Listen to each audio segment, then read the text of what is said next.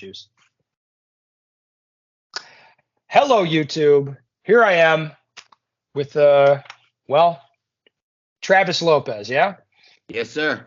All right, so you are the guy who put up a GoFundMe, like, hey, give me look, let's put the hat around, put some money in the hat, and then I'm gonna file a lawsuit against USPSA. So I don't know you, I don't know what you're trying to do exactly. So that's what I want to talk about. Awesome. So first, yeah, who are you? Like, tell me about your, what you do or your time in USPSA, whatever you think is relevant for people, or what motivates you to do what you're doing. Absolutely. Thanks, Ben. I appreciate you taking the time to have Sure. me today. So I appreciate that. First off, this is a movement for the members by the members. This isn't Travis filing a suit. This is Travis pushing the rock down the hill that hopefully will turn into a snowball. That's what I'm doing. I'm facilitating this. This by no means is about Travis, for Travis, or anything. This is to facilitate change for the organization, for its members, current or non-current, so that we can continue this sport to be what it should be, which is an amazing experience for every single member. I've been in USPSA since 2020. Before that, I did a lot of tactical shooting and had that same experience. So when people shoot their first competition, they think they're the best on their flat range, come in and see what really people can do. And I was hooked my first competition out in SoCal. I have always kind of stayed out of the weeds on stuff, but being in Area 2, I got very involved quickly and started donating my time the first year that I joined the USPSA, and was lucky enough to work Area 2 my first year, a lot of local matches, as well as go to the nationals.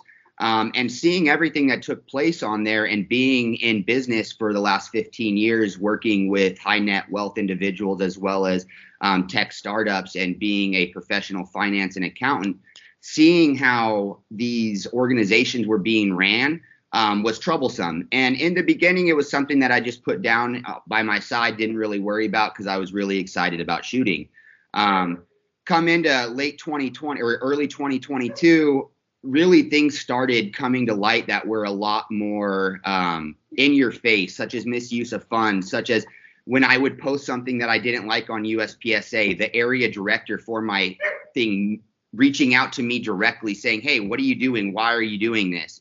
And making me feel uncomfortable as a member. I then didn't really pay attention to it that much, and then lucky enough stumbled upon Derek, or Practical Shooting Insights webpage about 6 or 7 months ago, and have been slowly kind of paying attention to what's been going on in USPSA.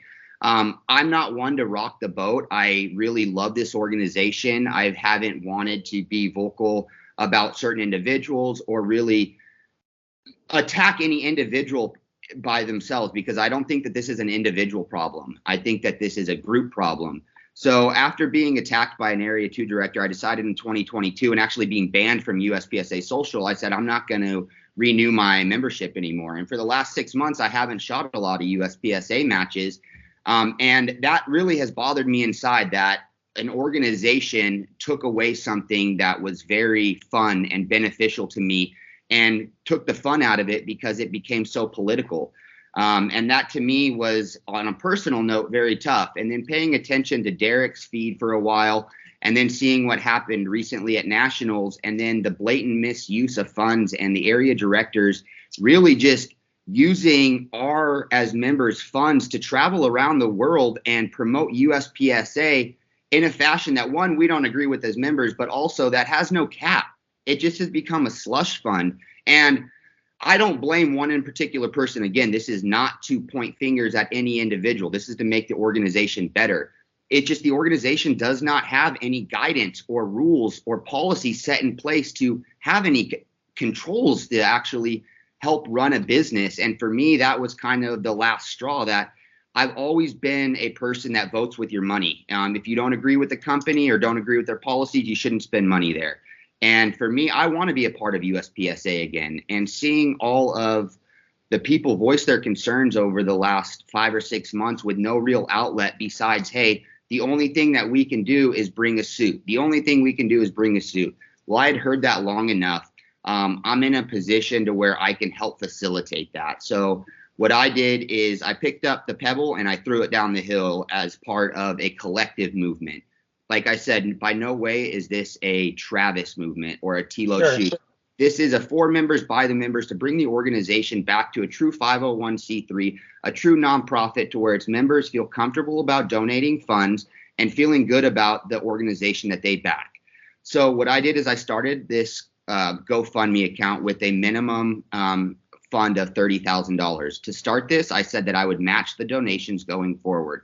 So what does that mean? If members put in 30,000, I will put in 30,000. Why am I doing that? The reason that I'm doing that is because if something doesn't happen now and if change doesn't happen now, this is going to be an organization that dwindles into nothing. And we're going to look back in 5 or 10 years and say we had something great, but we lost it. And unfortunately, in this political environment, I don't know if something like USPSA could ever evolve and be the size of it is right now without having, a bunch of money thrown into it or different types of, strings being pulled at it.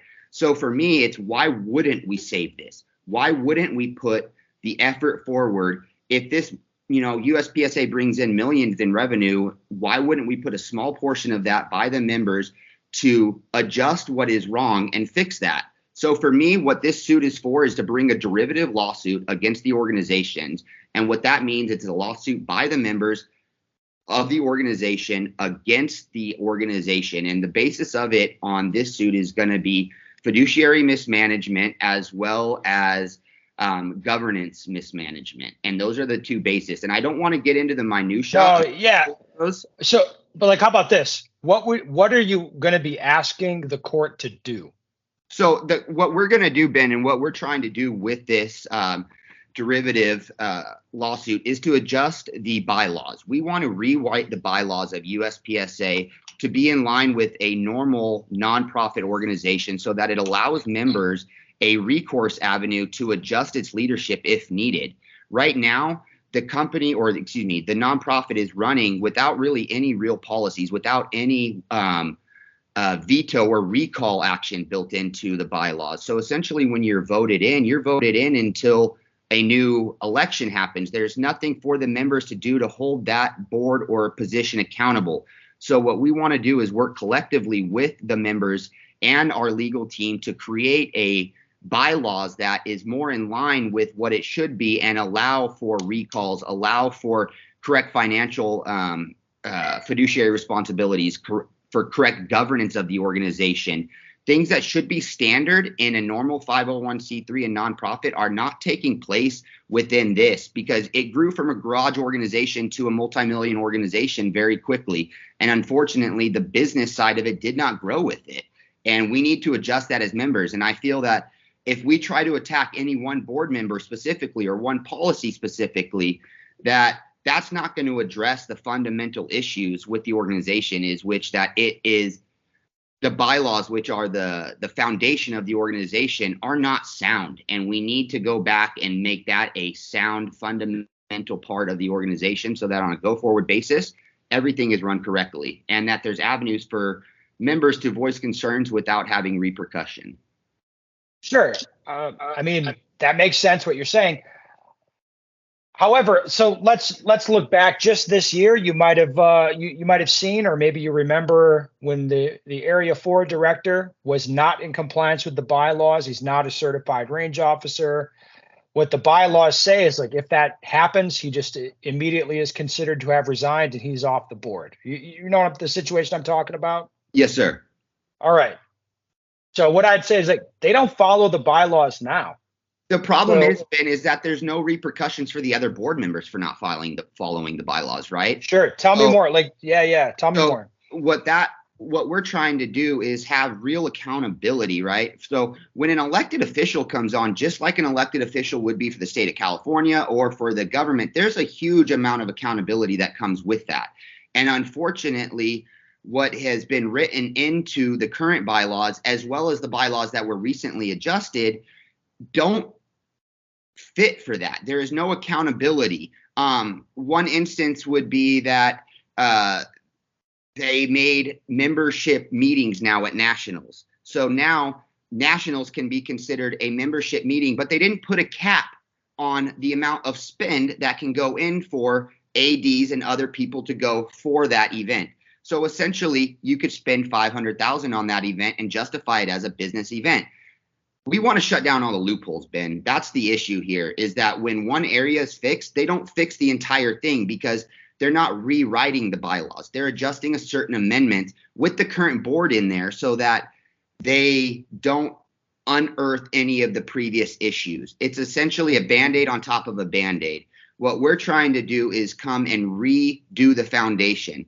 We want to keep the house there because that's USPSA. That's its members, right? That's us. That's the ones who love to shoot. That we don't have political affiliations. We don't care if you're religious, non-religious. We don't care your denomination. We come there on the weekend with a love for shooting and a love for competition. That's the best part about this thing.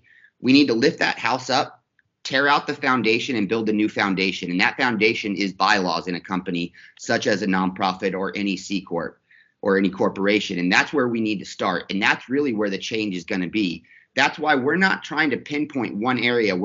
The suit isn't going to say you are bad because you did this one thing. For us, it's a collective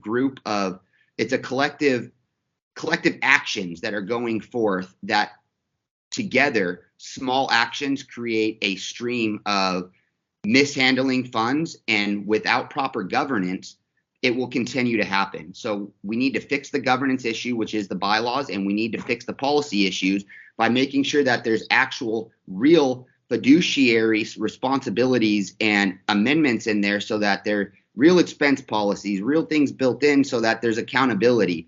Right now, there is no, that's why you've never heard me use the word fraud or anything like that, because that's not the case, because there is nothing that says that the A2, A1, A3 directors can't spend $500,000 on a certain trip. That's the problem, is that stupidity is overtaking an organization and common sense isn't kicking in. And nobody is going to fix it. And that's what this suit is about. It's not going to ruin an organization. We're not trying to ruin a personality. We're not trying to attack an organization. We're purely trying to take what we have as an organization and better it and shore it up so that when my kids turn 16, 17, 18 and can start getting into competitive shooting, this organization is still around with integrity. Yeah.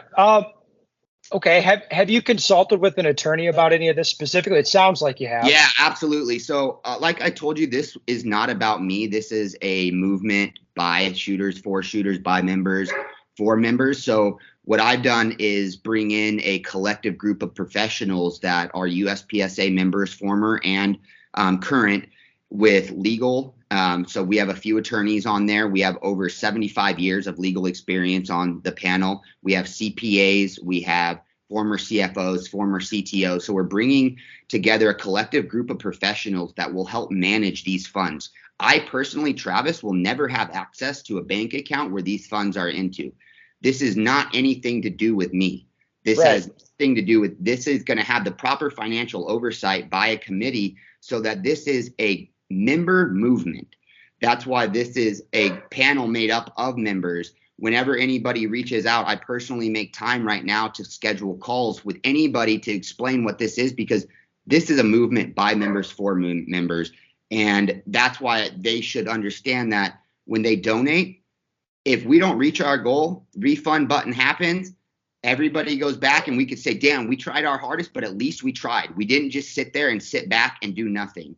If it does work out and we are able to get enough and gain enough, this account will have the financial responsibility behind it to where not one person is controlling it. We're not trying to make a separate USPSA on the side to where members are going, what's happening with that money. Transparency is the name of the game here. Our plan about what we want to redo the bylaws with is going to be out and for members to give contribution. No one person can fix this. It's a collective group that's going to go together. So you have a panel of people. Like, is this who are these people? Like, do you have names or? I think I saw something posted. There will be names, or you're going to announce who it is. Eric from Practical Insights tonight is going to be posting out the names of those. We're just getting verification because there is a real concern about backlash from the USPSA. You don't say, really?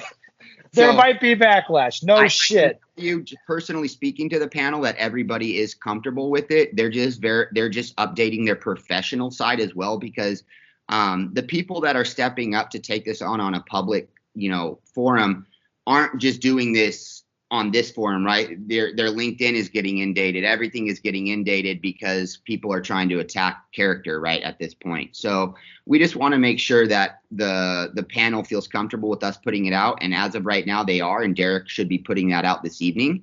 And the way that the panel is built up, Ben, is like we're trying to make it representative of the areas, essentially like how directors are, so that everybody feels heard. But what we're doing is making sure that professionals are on that, guiding this. Real working professionals, real working lawyers, real working CPAs, real working CFOs that understand all the ins and outs of this, so that we don't replicate what's happened in the USPSA when you have non-professionals trying to do things that are out of their wheelhouse. Yeah, I want to talk to you more about that. In your opening monologue, you talked about how you went to these national events and you saw how it's run, and it's not really what you do where you work, And you didn't say that exactly, but that was my impression. Could you explain more, like what you saw, like what types of things? Because I think I know what you're talking about, but I think there's a lot of people that don't. I mean, I look at the leadership of USPSA and I just know just the way they talk, the way they are. I'm like, oh, these are not like that guy's not a lawyer. Like that guy's not an accountant. I can just tell. So, but that's me. But I'm a little different than some people. Like, what can you explain what you saw that was you're just like, man, this isn't run right? Yeah, of course. So, Area 2 in 2021 is really the one that stands out to me because that's the one that I was an actual RO in. We had stages that needed to be thrown out. So ROs were being paid with physical checks out of personal checkbooks. Things to where I remember paying, I think 375 for that match was the 375 or 400, and over 400 people shot it. A ton of revenue coming in, right? A ton of revenue. You go to the event, and from a person who understands how to set up an event, I'm looking at where's the money going here, because I'm looking at all the ROs who are helping this, and either we're free or getting paid $100 for the weekend. Now, it's in Arizona, so for somebody to travel out for California, you didn't even cover my gas. Plus the Airbnb, plus all the other stuff, right? So we're doing it really out of our own kindness of our heart. And I get there, and that whole time I remember leading up to it, the A2 director kept posting about all of these expensive targets and expensive props that he had been building at his house. And was getting oh no, I did not see this post. Was getting for, and was spending all of this time making sure the match was good. And it was very unfortunate because when I show up as somebody who understands basic construction, you're like, man, it's a few welds, a few hammer hits. How did that take 2 weeks? And how's that X amount of money, right? And as somebody who was new and was grateful to be part of Area 2, I didn't really want to question that much. Come halfway through the match, it was set up. One of the stages was set up very poorly to where there was a barrel that kept being hit, unfortunately. And I personally saw the MD and the area director try everything they could do to keep that stage in, even though knowing that it was an illegal stage. And just seeing the personal, hey, come over here and talk to me. Hey, come over here and talk to me. On how many times that took place during an area match, there is no way that a fair and level playing ground is set when things like that take place. And if you want real money in this sport, and if you're going to have real prizes and have companies putting real marketing dollars into this, it can't be something to where an MD comes over and can adjust the way somebody's going to win the match. It's just. Well, can I, speaking from a former top level USPSA competitor standpoint, most people don't understand this type of frustration. Whereas to me, it's like, if I win a match, like if I go to nationals and I win nationals, awesome. If I don't win, I'm nothing. And that's not shitting on anybody. That's just the reality of being a top level competitor. That's the way it is. That's how people look at it. Fine. You're going to train. You're going to go try to do your best. You're going to go try to win, this or that match. You're going to do the best you can. But I mean, matches usually, not even sometimes, they usually hinge on these types of decisions made by match officials, usually arbitrarily, usually just, it's not about like competitive equity. It's just, hey, I built this stage, I want to keep it in. That's what it's about. Who you know, Ben, it comes down to if we're in the Yes. same email thread. And to me, who is somebody that was younger, and by no means do I mean this is age I don't want to Age discrimination. age, Age but discri- run yeah, by we can do some discrimination. That's fine. it's run by a group that doesn't like to listen to anybody else besides themselves. So as a member of the RO squad, it was very disheartening to say, hey, I'm working this stage. I have seen this. This is an illegal stage. And somebody come and tell me you're wrong. This stays, shut up and stop messing things up. To me, Yeah. that's like, how is that fair competition? And to you, you're trying to say what you think, like, hey, I'm just trying to do the right thing here for the competitors. Like, I see something like this isn't right, whatever the situation is. I don't know the specifics, doesn't really matter. You see something that's not right, and they're saying like, no, no, no. And you're like, well, that's not what's in the rule book. Well, that's not the way other matches work. Like, what are you saying? It's like you're just making this up. It seems like the rule book is arbitrary at that point. Once you get to the MD level, it's essentially they're going to choose what they want to choose. And that to me comes back to the bylaws, right? Having things that are actually in there that make this sport to where integrity is at its core, to me is important. Because, you know, we're going out there, we're self-scoring. You see a lot of, and I'm not going to bring up names though, to where. Oh, you're in SoCal? Yeah. Yeah, there's a lot of shenanigans in SoCal, my man. Yep. That's so, you know. So for me, it was just like, and you don't want to call certain people out, but like, you know, you have an A turn into a GM within a month, and you're like, how does that happen? You know? Exactly. And it's at a point now to where even as you as a shooter, if you want to call out somebody else, you are going to get backlash from the USPSA. So what we're trying to do is just really bring integrity back to this, bring a set of bylaws that takes the if out of situations and allows the rules to take place and really work so that we can grow this sport. Because I'll tell you, from a business professional, if I was any like a large gun manufacturer, I would not put money behind this sport right now because of the turbulence in it.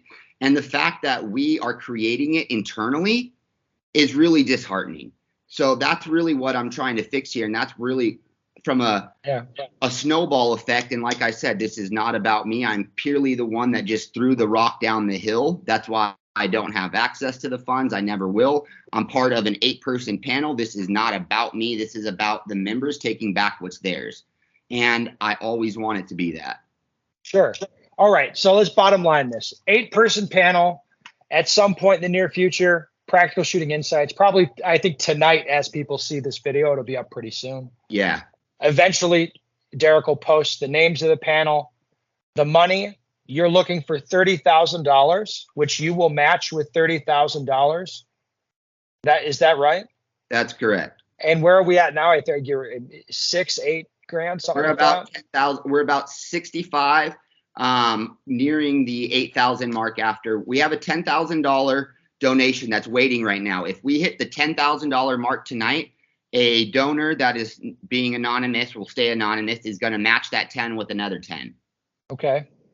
And that'll get, I mean, then once you hit the $30,000 threshold, you're kicking in another 30, and then this thing's a go. Like, how much money do you need to make it a go? That gets us into the ability to start retaining a team and figuring out if what we want to do and how we want to do this is viable for the members so that we can succeed. I'm not going to get into this for the members if we're not going to succeed, because I'm not wasting anybody. Yeah, of course. That's stupid. So what the first amount of money is for is going to be to retain a team and get that first retainer in.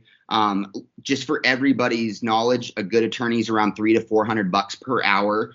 We're going to need between 25 to 100 hours for that first kind of kickoff to get everything to them, for them to look through all of the discovery, because we are doing this right, Ben. We're going to work with the right professionals and make sure that everything is correct on there so that the members feel like they're being taken care of correctly. So there's going to be no shortcuts. Once we get into that, and if it seems like a viable thing, this is going to be an ongoing fund. that members will need to contribute to ongoing if we're going to keep this going.